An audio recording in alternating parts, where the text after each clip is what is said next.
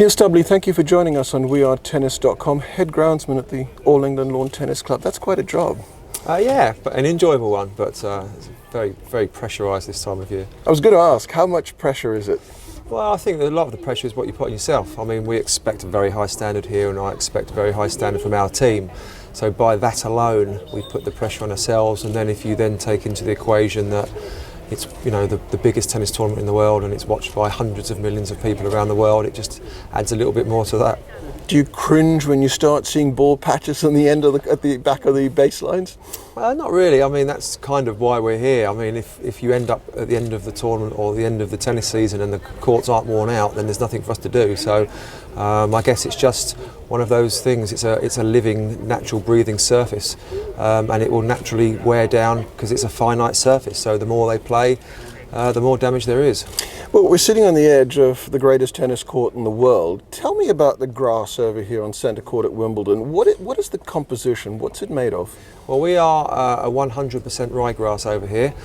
We have 3 different cultivars, and we choose our cultivars because of the wear tolerance and the drought tolerance. We put the grass under so much pressure here for the fortnight that we have to make sure that we are using the right grasses.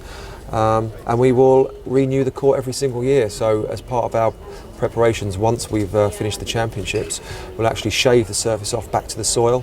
We'll then re-level the soil on the surface, reseed, and then bring the grasses back through again. We'll then start doing some top dressing just to get the levels back.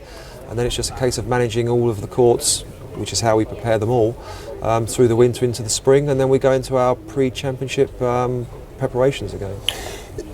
How long does it take for a court to look like a billiard table like this one? It's pretty much a year-round process, really. So once the tournament's finished, within 3 weeks we'll start on this particular court. We normally start on the stadium courts first.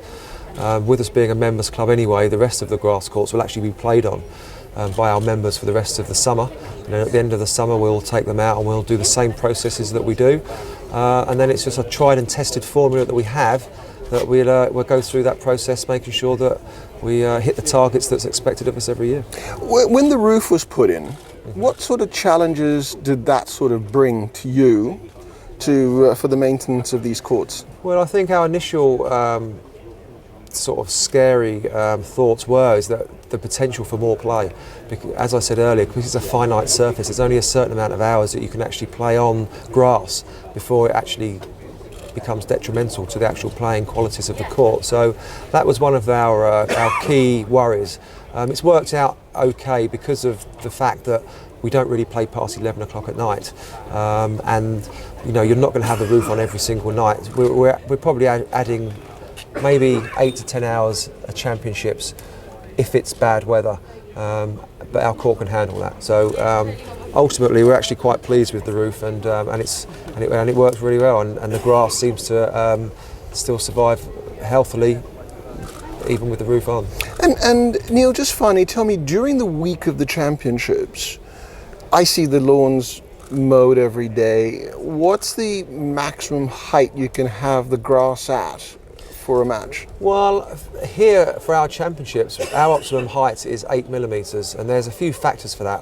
One, we think we get the best ball bounce from 8 millimetres. 2, because we are a 2-week event, we need a little bit of leaf on the plant for it actually to photosynthesize and to actually survive.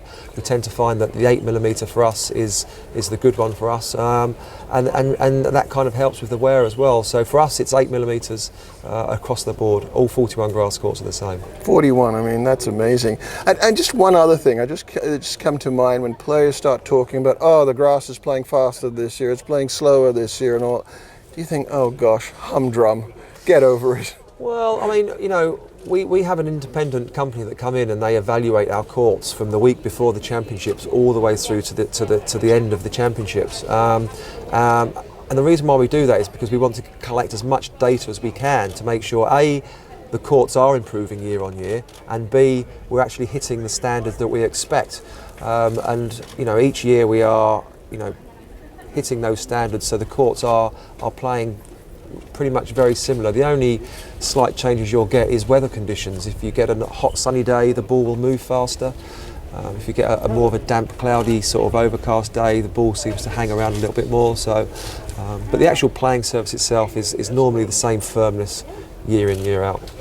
Neil, thanks very much for your time. Pleasure.